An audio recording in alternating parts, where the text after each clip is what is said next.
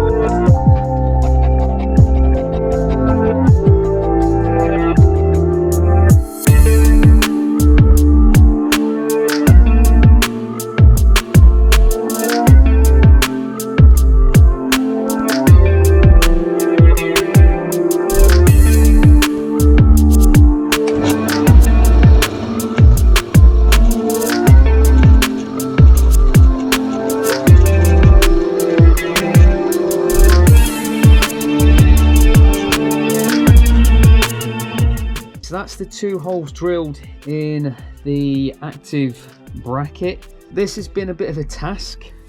I've not shown it all on film, but it has been a bit of a task. So I've had a couple of attempts at drilling these holes. So the first time around they just weren't on centre, so I basically went back to it, dropped a couple of welds in the hole and then fold them back over.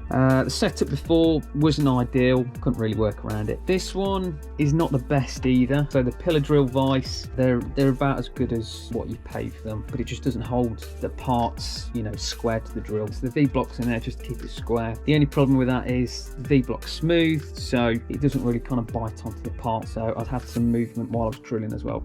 It was a little bit of a headache, but we're there now anyway.